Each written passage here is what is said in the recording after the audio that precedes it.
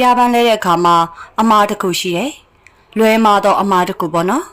အဲ့ဒီအမှားကဘာလဲဆိုတော့ညနေဆောင်ဖျားပန်းလဲတာအဲ့ဒီလိုဖျားပန်းလဲပြီးဆိုလို့ရှိရင်ဘဝမှာအဲ့ဒီမိန်းကလေးအဲ့ဒီမိန်းမပြိုအဲ့ဒီအိမ်အောင်တဲ့စသည်အဖြစ်အိမ်အောင်ရဲ့အပူကြုံတွေ့ရတဲ့တလို့ဘဝမှာအိမ်အောင်ပဲရွေးချယ်ပြီးဆိုရင်လည်းအပြိုလူပြိုလွတ်လပ်တွေနဲ့မကြုံရဘဲနဲ့ဘဝမှာတစ်ခုလက်တလင်ကွာမုတ်ဆိုးဖို့မုတ်ဆိုးမှအဲ့လိုဟာမျိုးတွေနဲ့စုံတတ်တယ်ကြုံတတ်တယ်အိမ်အောင်ရေးကန်တွေခေတတ်ပါတယ်အိမ်အောင်ရေးကန်နဲ့ပတ်သက်လို့ရှိရင်လည်းအစင်မပြေမှုများစွာကြုံတွေ့ရတတ်ပါတယ်အဲ့တော့ကျမတို့မိတ်ဆွေတွေထဲမှာ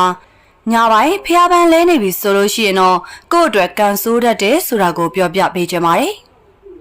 မိတ်ဆွေတွေထဲမှာဖျားပန်းကိုညနေပိုင်းညပိုင်းနှစ်ပေါင်းများစွာလဲနေတဲ့သူတွေရှိရင်တော့တခုပဲအကြံပေးကြပါမယ်ဖျားပန်းလဲမဲ့ဆိုရင်တော့မနေ့ပိုင်းမဲ့လဲတင်ပါတယ်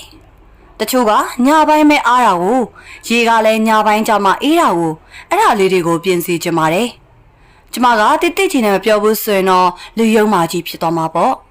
ဒါကိုကျမတို့တဲ့တက်သိနားလေတဲ့သူတွေကအပူတွေပါလို့ပြောရင်လည်းအပူတွေလို့သတ်မှတ်လိုက်ပါယုံချင်းယုံမယုံချင်းနေပါကျမမိတ်ဆွေတွေထဲမှာညပိုင်းဖျားပန်းလဲတဲ့သူတွေရှိတတ်ကြပါတယ်သူတို့ရဲ့ဘဝတွေကိုလေ့လာကြည့်လိုက်ပါကျမပြောတာမယုံပါနဲ့စမ်းစစ်ကြည့်လိုက်ပါလေ့လာကြည့်လိုက်ပါ